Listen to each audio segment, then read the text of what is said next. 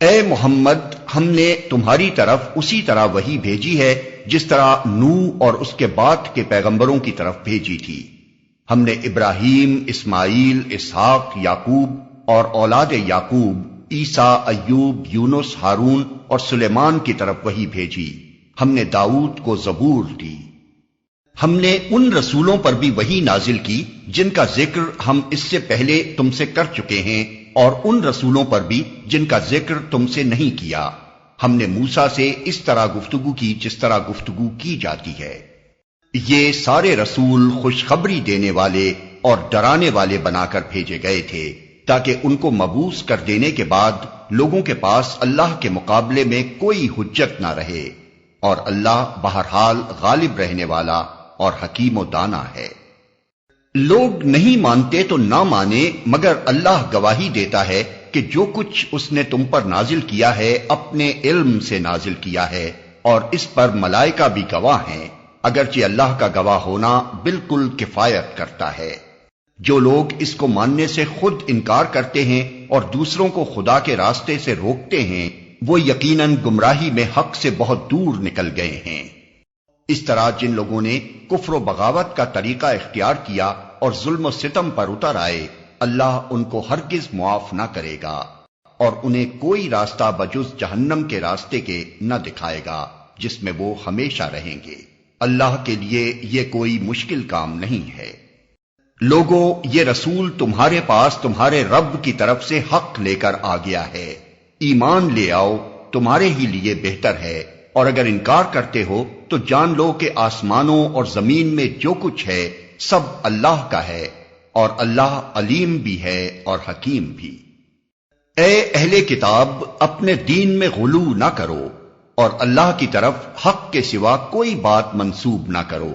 مسیح عیسیٰ ابن مریم اس کے سوا کچھ نہ تھا کہ اللہ کا ایک رسول تھا اور ایک فرمان تھا جو اللہ نے مریم کی طرف بھیجا، اور ایک روح تھی اللہ کی طرف سے جس نے مریم کے رحم میں بچے کی شکل اختیار کی۔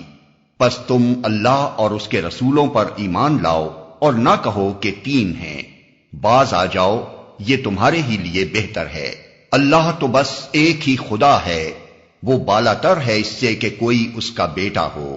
زمین اور آسمانوں کی ساری چیزیں اس کی ملک ہیں، اور ان کی کفالت و خبرگیری کے لیے بس وہی کافی ہے۔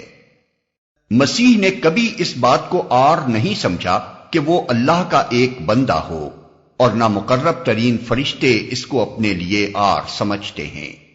اگر کوئی اللہ کی بندگی کو اپنے لیے عار سمجھتا ہے اور تکبر کرتا ہے تو ایک وقت آئے گا جب اللہ سب کو گھیر کر اپنے سامنے حاضر کرے گا۔ اس وقت وہ لوگ جنہوں نے ایمان لا کر نیک طرز عمل اختیار کیا ہے اپنے اجر پورے پورے پائیں گے، اور اللہ اپنے فضل سے ان کو مزید اجر عطا فرمائے گا۔ اور جن لوگوں نے بندگی کو عار سمجھا اور تکبر کیا ہے ان کو اللہ دردناک سزا دے گا، اور اللہ کے سوا جن جن کی سرپرستی و مددگاری پر وہ بھروسہ رکھتے ہیں ان میں سے کسی کو بھی وہ وہاں نہ پائیں گے۔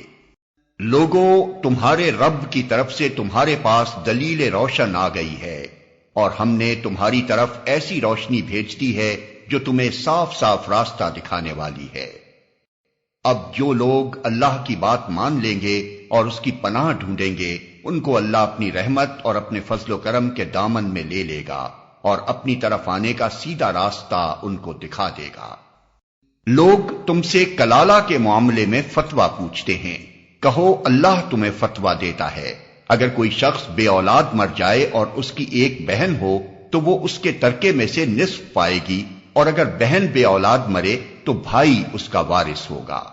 اگر میت کی وارث دو بہنیں ہوں تو وہ ترکے میں سے 2/3 کی حقدار ہوں گی، اور اگر کئی بھائی بہنیں ہوں تو عورتوں کا اکہرا اور مردوں کا دوہرا حصہ ہوگا۔ اللہ تمہارے لیے احکام کی توضیح کرتا ہے تاکہ تم بھٹکتے نہ پھرو، اور اللہ ہر چیز کا علم رکھتا ہے۔